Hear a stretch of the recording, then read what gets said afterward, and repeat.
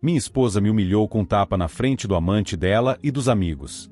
No momento em que o amante dela se aproximou para zombar de mim, fiz ele engolir as palavras com alguns dentes. Eu nunca imaginei que acabaria em uma situação como essa, mas lá estava eu, sentado na beirada da cama, olhando para o telefone na minha mão, tentando entender o que tinha acabado de ver. Recebi uma mensagem sem aviso, sem preparação, apenas uma única mensagem que virou meu mundo de cabeça para baixo. Você deveria saber o que sua esposa está fazendo quando você não está por perto. Anexada à mensagem, havia uma foto da minha esposa. Ela estava sorrindo, rindo, inclinando-se muito perto de um homem. Não qualquer homem. Era o meu suposto amigo, Daniel. A foto mostrava os dois em um restaurante, sentados em uma cabine. A mão dela estava apoiada na coxa dele. Meu estômago embrulhou. Eu queria acreditar que era algo inocente, talvez um mal-entendido, mas havia algo no jeito como ela olhava para ele na foto. Tão confortável, tão íntimo. Eu não respondi a mensagem na hora. Em vez disso, fiquei ali sentado, olhando para o telefone, tentando encontrar pistas que eu nem sabia que estava procurando. De repente, tudo começou a fazer sentido. As saídas tarde da noite, o súbito interesse em encontros com as amigas, a distância dela, tanto física quanto emocional. Todas as desculpas, todas as coisas inexplicáveis. Era como se peças de um quebra-cabeça estivessem se encaixando. Tentei manter a calma, mas minhas mãos tremiam. Me senti um idiota, completamente pego de surpresa. Eu precisava de respostas. Precisava delas agora.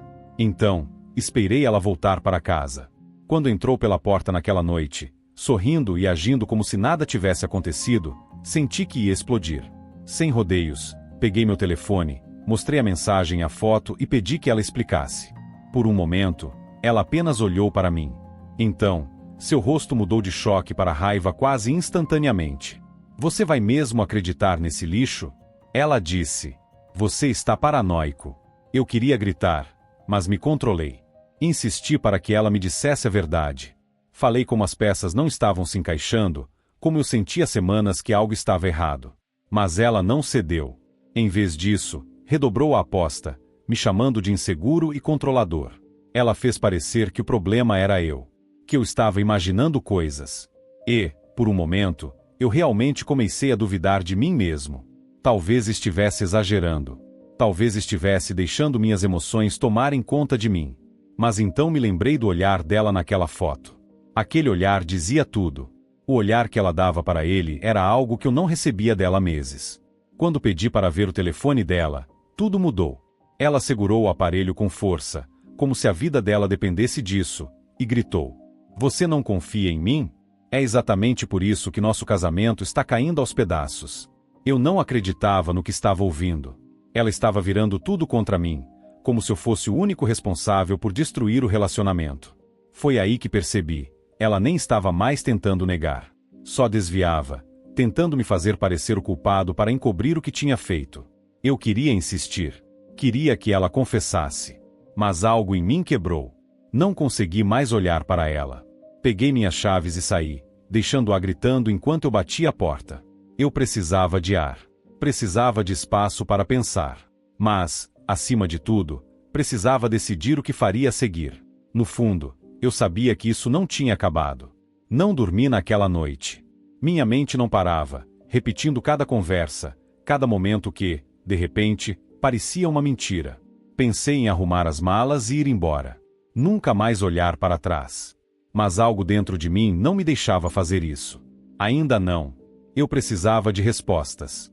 Precisava de algo mais do que as manipulações e desculpas vazias dela. Na manhã seguinte, ela entrou na cozinha como se nada tivesse acontecido. Fez café e até tentou falar sobre os planos para o fim de semana, como se a noite anterior tivesse sido só um pesadelo. Eu não entrei no jogo. Mal disse uma palavra. Ela sentiu a tensão no ar, mas, mesmo assim, continuou fingindo que estava tudo bem. Então, mencionou a festa. Uma amiga em comum, Lisa, estava organizando uma pequena reunião no sábado. Ela trouxe o assunto casualmente, como se fosse só mais um evento social. Mas eu enxerguei diferente. Vi aquilo como uma oportunidade. Daniel vai estar lá, ela disse, quase rápido demais, observando minha reação. Senti meu maxilar travar, mas não deixei ela perceber o quanto aquilo me afetou. Apenas balancei a cabeça e concordei em ir. Se ela achava que eu iria assistir de braços cruzados enquanto ela desfilava o caso dela na minha frente, estava completamente enganada. Quando o sábado chegou, me senti como se estivesse entrando em território inimigo. Assim que passamos pela porta, percebi os olhares em mim. A sala estava cheia de risos e conversas, mas tudo parecia falso. Como se todos ali soubessem algo que eu não sabia. Talvez soubessem mesmo. Minha esposa não perdeu tempo, foi fazer suas rondas, sorrindo e conversando como a anfitriã perfeita. Então eu o vi. Daniel estava encostado no bar, com uma bebida na mão, exibindo aquele ar presunçoso que eu já imaginava. Ele me viu também e, ao invés de desviar o olhar, sorriu, como se já tivesse vencido. Eu queria socá-lo ali mesmo, mas sabia que não era o momento. Esperei, observei. Comecei a notar como as pessoas me olhavam com pena, sem jeito, como se soubessem o que estava acontecendo, mas não quisessem se envolver. Minha paciência começou a se esgotar quando minha esposa finalmente foi até ele. Ela riu das piadas dele, se inclinou perto demais, tocou no braço dele. Tudo bem na minha frente. Era de propósito. Ela queria que eu visse, queria que eu reagisse, que fizesse uma cena para que pudesse bancar a vítima novamente. Mas eu não dei essa satisfação. Ainda não. Fingi que não estava afetado. Falei com algumas pessoas, me servi de uma bebida, joguei junto com as conversas vazias, mas por dentro eu estava fervendo. A gota d'água veio quando ouvi dois convidados cochichando. Você ouviu o que aconteceu entre eles? O pobre coitado nem sabe o quão ruim é isso. Foi demais.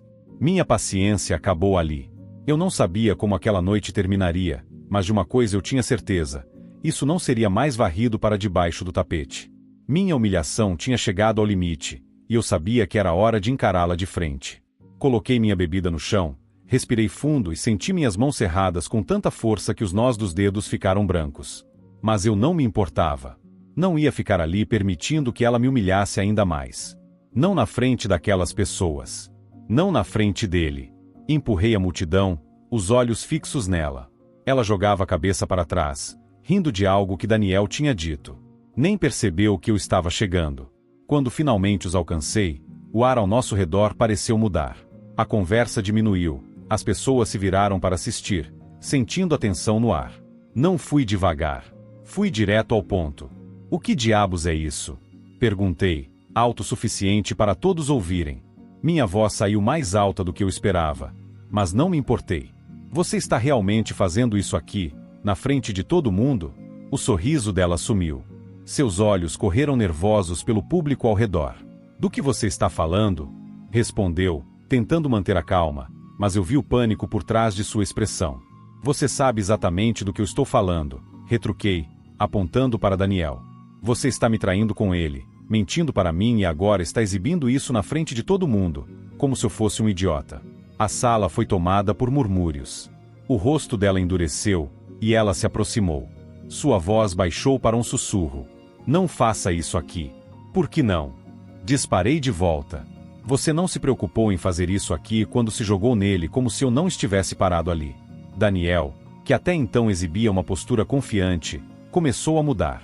Seu ar de presunção foi substituído por algo mais defensivo, mas ele continuou calado, apenas ficando ali, deixando ela lidar com tudo. Covarde. E foi aí que aconteceu. Ela levantou a mão e, antes que eu pudesse reagir, sua palma acertou meu rosto com força. O som ecoou na sala, e a ardência queimou minha bochecha. A festa inteira ficou em silêncio por um momento. Meus ouvidos zumbiram, e eu não consegui processar o que tinha acabado de acontecer. Levei a mão ao rosto, esperando ver sangue, mas tudo que senti foi o calor irradiando da minha pele. Você é patético. Ela cuspiu, a voz tremendo. Você não consegue aceitar que alguém realmente me queira. Alguém que me trata melhor do que você jamais tratou. As palavras dela doeram mais que o tapa. As pessoas ao nosso redor trocaram olhares e começaram a cochichar. Eu podia sentir a pena delas como agulhas perfurando minha pele. Finalmente, Daniel decidiu intervir. Ele colocou a mão no ombro dela, como se estivesse tentando acalmá-la. Talvez você devesse ir embora, disse ele, olhando para mim como se eu fosse algum cachorro vira-lata que entrou sem ser convidado. Algo dentro de mim estalou naquele momento. Eu não ia embora. Eu não ia deixar que eles me humilhassem e depois me descartassem como lixo. Cerrei os punhos e dei um passo à frente. Você acha que eu vou embora? Gritei. Nem pensar.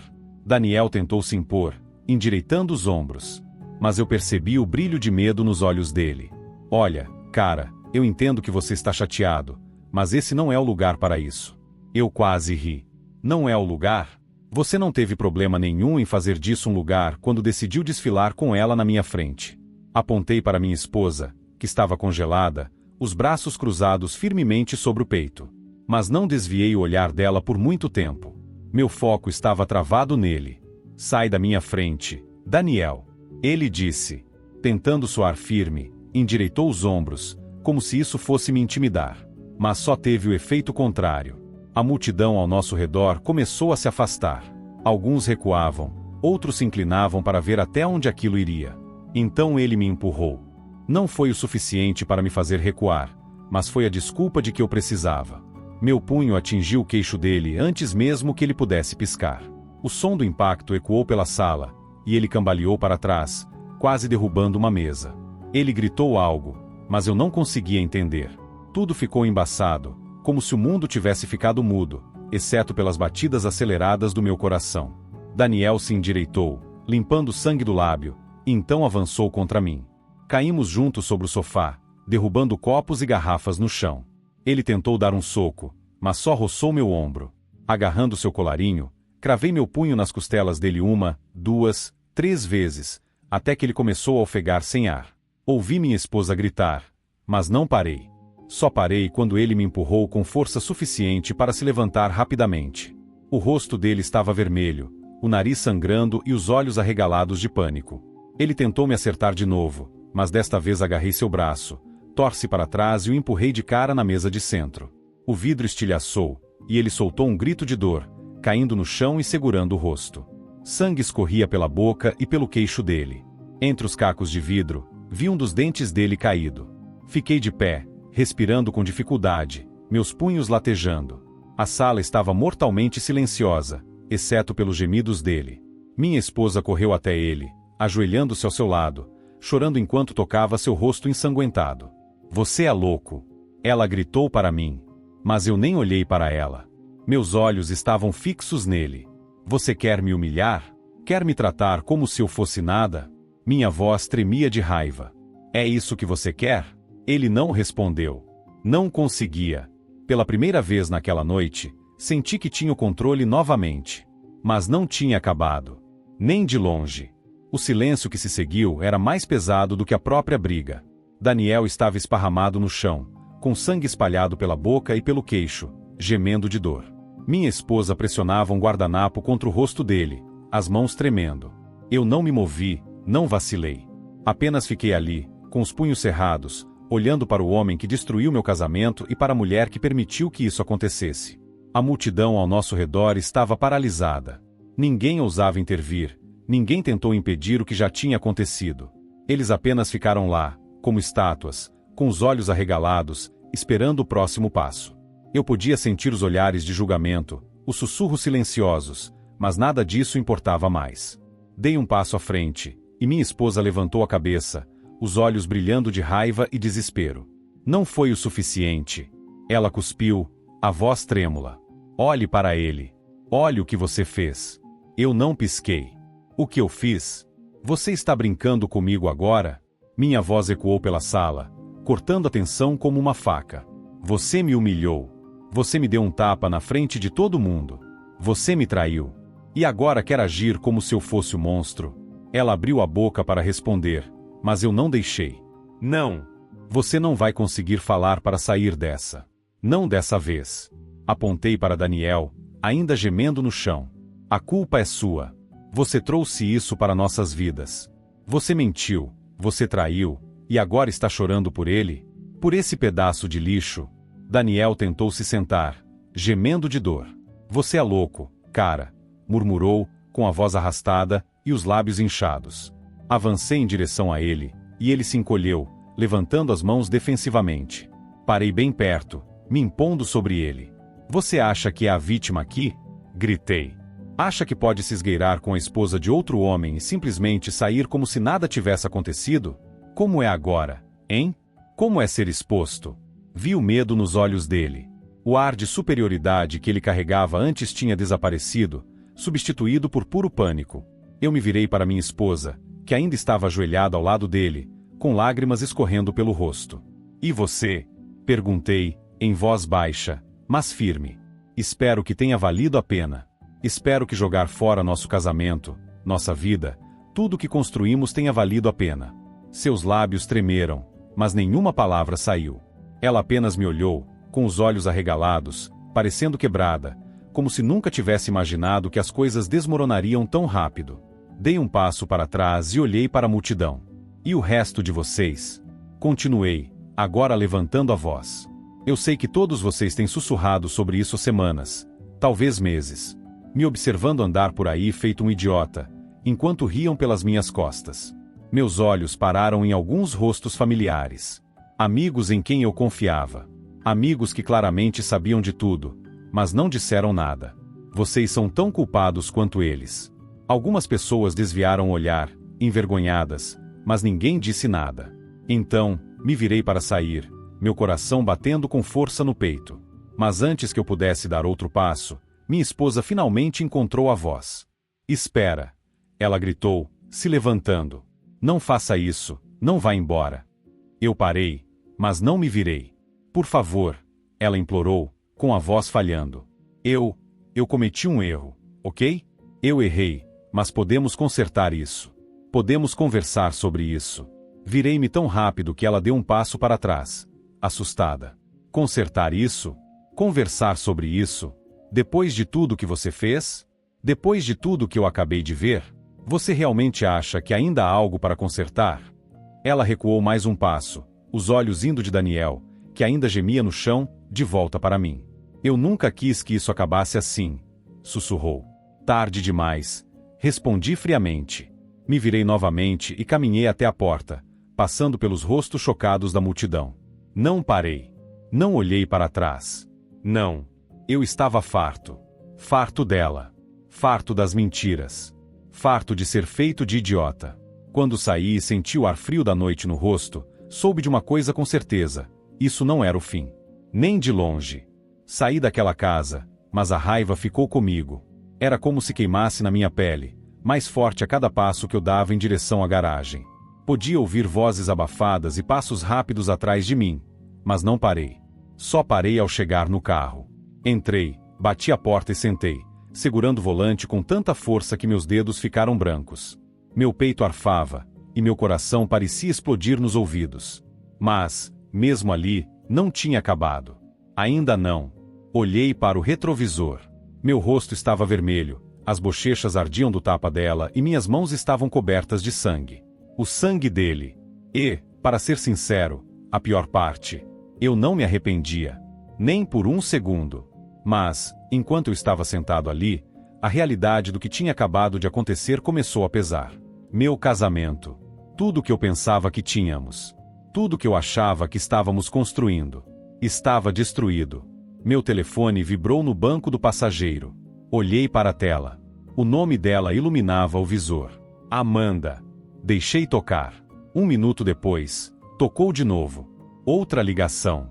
Então, uma mensagem. E outra. Por favor, fale comigo. Precisamos consertar isso. Não jogue tudo fora assim.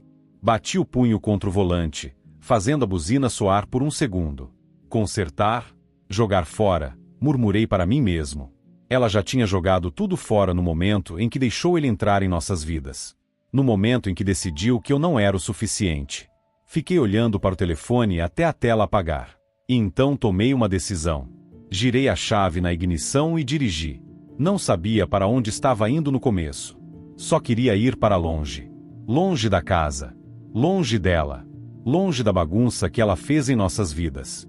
Mas, conforme a adrenalina foi desaparecendo, outra coisa começou a surgir. Clareza.